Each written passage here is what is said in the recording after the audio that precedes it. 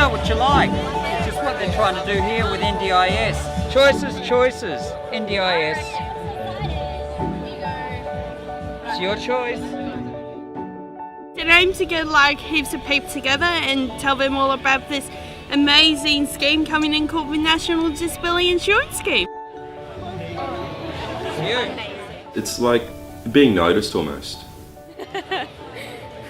Getting on the Grid is a project working with people with disability who experience additional disadvantage related to their life circumstances or situation. What sort of situations might they be living in? Homeless, out of prison, jail, that sort of things. And people who are living in The streets Yeah. and accommodations. Yeah, what sort of accommodation? Like short-term accommodations. The target group covers people in caravan parks, people who may be transient and homeless, people from LGBTIQ communities, people who are leaving the care and custody of the Department of Child Safety, Juvenile Justice or Corrective Services, and people that may be living in supported accommodation facilities, formerly known as boarding houses and hostels. These are people that have been challenged in their interactions with both government and community services. This is about people who are probably eligible but don't know that they're eligible. Many people in this group could benefit from a range of services and supports funded under the National Disability Insurance Scheme. However, are less likely to engage with the scheme because there's a process around it and because they're people that generally don't like filling in forms. It's almost like, we all sit there with an angel on one shoulder and a devil on the other. Sometimes the angel is like, you got to do it, you got to do it, you got to do it. And the devil's like, oh, can't be bothered, can't be bothered, can't be bothered. So we want to link people with people who can go, look, I think that you could benefit from this and this is how. So when it comes around, when they're ready to do it, they won't be like, oh, what was that about the NDIS again? The project is being co-designed and informed by a number of peer leaders that we have. Captioning delivers programs that are developed by participants themselves for participants. What about a Facebook? Yes, same thing, we'll collect that. It's valuable to have peers involved in a project. If someone has experienced the same sort of thing, then you naturally relate to them. The peer leaders are people with disability that come from similar life backgrounds and life situations to our target group. We still come together and analyse better ways to put things together and what better ways to deliver. So we've used that to inform very much how the project is rolling out. Are you thinking about trying to go back?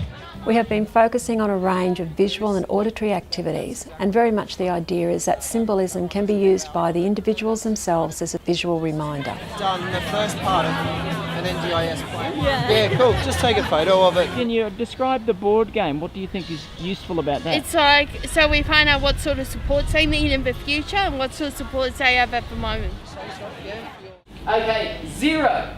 Who knows our bingo numbers here? So the NDIS might support you to go and join a dance class if it's something you've always wanted to do and struggled to be able to do that. Okay, now 88, 8 and 8. Bingo! 2 and 8. We've used other forms of communication, example the emails and also the t-shirts and postcards. Yeah, do you want to stand up and show me your t-shirt? Why not? So why do you think the t-shirt works? Because it's colourful and plus it's engaging. And once people see it, if they come up and ask, what's it about? How can I get involved? And what do you think's so good about a postcard? Because people can hand them out and that way they don't have to be washed all the time. I like it. Is it the simplicity of the information? It's very easy, and plus these ones are very easy because they've got the numbers and they've got an email address and a website, so you can get in contact by phone, email or on the web. Excellent. Providing people reasonable necessary support. So we have done in-services in organisations, we have done information sessions, and we have gone to a number of fairs and expos. Give us a shout so I can point you in the direction of the registration process. And so not only is it good for us to have conversations with people that might be new to seeking services under the NDIS, but also those people who work in the caravan parks, who work in the housing service centres, those kind of people, their knowledge about the NDIS at this point in time is actually really, really low. So having QDN coming along and maybe pulling a little bit of that fear apart. QDN have a unique way of reaching people where they're at. Organisation to tell them about. One of the key things that really has stood out to me are the peer leaders, able to talk both with the workers of organisations and with service users about the project, telling them about where our t-shirts come from, why we're doing the art barbecues, what the bingo's all about, and these are people that are growing and blossoming as leaders in their own right. You could access these services would help you and could help you having a better life, but you've got to get on the grid.